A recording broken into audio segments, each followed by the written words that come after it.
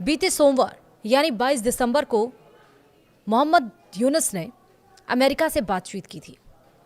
लेकिन ऐसा क्या हुआ रातों रात कि अमेरिका ने यूनुस को अल्टीमेटम दे दिया, झटका दे दिया और कहा कि अवामी लीग से बैन हटाओ।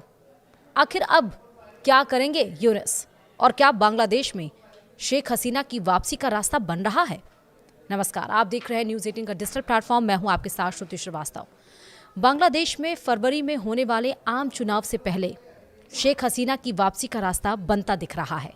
मोहम्मद यूनुस की तानाशाही के खिलाफ अंतरिम सरकार पर अंतर्राष्ट्रीय दबाव तेज हो गया है। अमेरिका के प्रभावशाली सांसदों के एक समूह ने साफ शब्दों में चेतावनी दी है कि यूनुस को शेख हसीना की पार्टी अवामी लीग से बैन हटाना चाहिए। उन्होंने कहा कि अगर किसी बड़ी राजनीतिक पार्टी को चुनाव प्रक्रिया से बाहर रखा गया तो यह चुनाव ना तो स्वतंत्र होगा और ना ही निष्पक्ष। अमेरिकी प्रतिनिधि सभा की विदेश मामलों की समिति के वरिष्ठ सदस्य ग्रेरी डब्ल्यू मिक्स और बिल हुईजेंगा और सिडनी कैमलागर डोव ने मंगलवार को यानी कि 23 दिसंबर को बांग्लादेश के मुख्य सलाहकार मोहम्मद यूनुस को एक औपचारिक पत्र भेजा। इस पत्र में उन्होंने कहा कि किसी पूरे राजनीतिक संगठन पर प्रतिबंध लगाना लाखों मतदाताओं को उनके वोट के अधिकार से वंचित कर सकता है। अमेरिकी सांसदों ने यह पत्र ऐसे समय में भेजा जब बांग्लादेश की अंतरिम सरकार ने जुलाई विद्रोह के बाद अवामी लीग और उसकी छात्र इकाई बांग्लादेश छात्र लीग पर प्रतिबंध लगा रखा है। सांसदों ने स्पष्ट किया कि वे राष्ट्रीय संकट के दौरान अंतरिम सरकार की भूमिका को समझते हैं, लेकिन किसी पार्टी के सामूहिक रूप से दोषी ठहराना बुनियादी मानवाधिकारों और व्यक्तिगत आपराधिक जिम्मेदारी के सिद्धांत के खिलाफ है।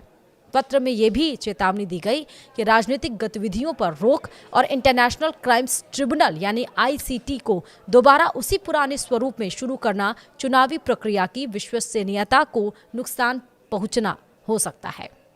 अमेरिकी सांसदों ने जोर दिया कि चुनाव ऐसा होना चाहिए जिसमें जनता शांतिपूर्ण तरीके से बैलेट के जरिए अपनी इच्छा व्यक्त कर सके और सरकारी संस्थानों की निष्पक्षता पर भरोसा बहाल हो।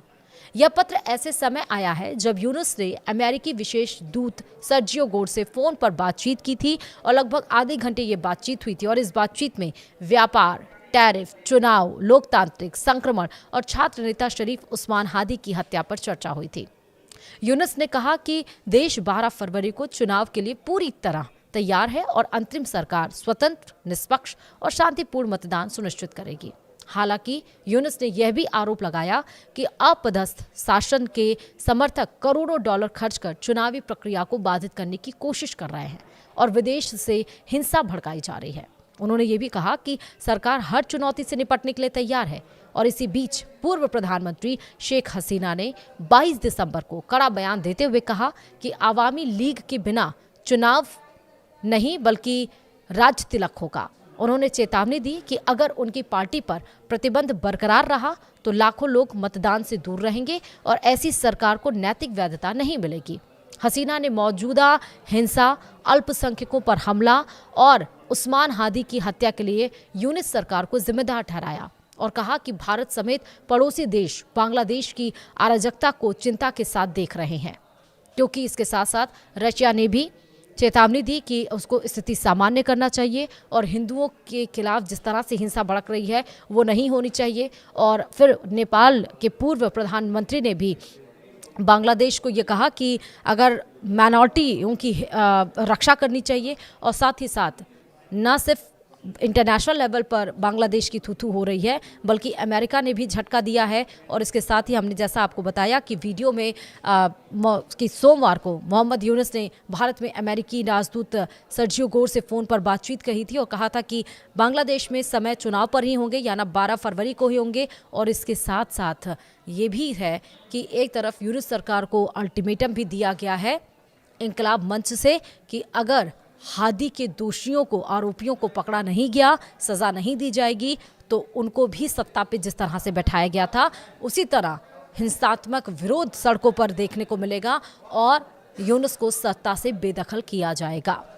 लेकिन अब अमेरिका की अल्टीमेटम के बाद देखना होगा कि क्या अब यूनुस सरकार